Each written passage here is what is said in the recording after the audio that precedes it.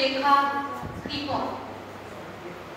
আমি ভিক্ষা করে ভিড়তেছিলে গ্রামে পথে পথে, তুমি তখন চলেছিলে তোমার স্বর্ণরথে।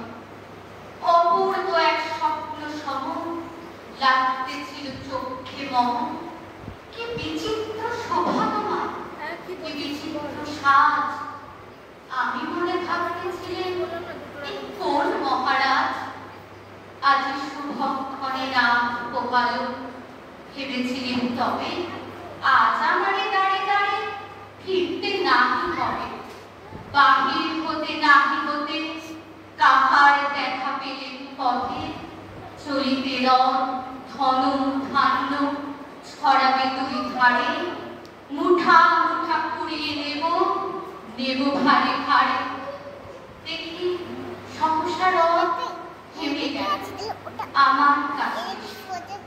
আমার মুখ পানেছে নামতে বিদেশে। দেখে মুখে প্রসন্নতা ছুঁয়ে গেল সকল ব্যথা। হেন কালে কিসের লাগে তুমি অবসা? আমায় কিছু দাও বলে বাড়িয়ে দিলে হাত। মরি এ কি কথা রাজাদিরাজ, আমায় দাও গো কিছু। শুনে ক্ষণকালের তরে রইল মাথা নিচু।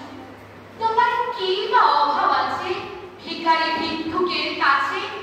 এ কেবল কৌতুকের বসে আমায় প্রবঞ্চনা। ঝুলি হতে দিলেন তুলে একটি ছোট কণা।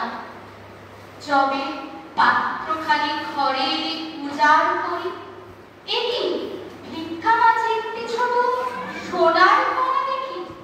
দিলেন যা রাজ ভিখারিরে স্বর্ণ হইল ফিরে। তখন চাঁদি চোখের জলে দুটি নয়ন ভরে তোমায় কেন দিইনি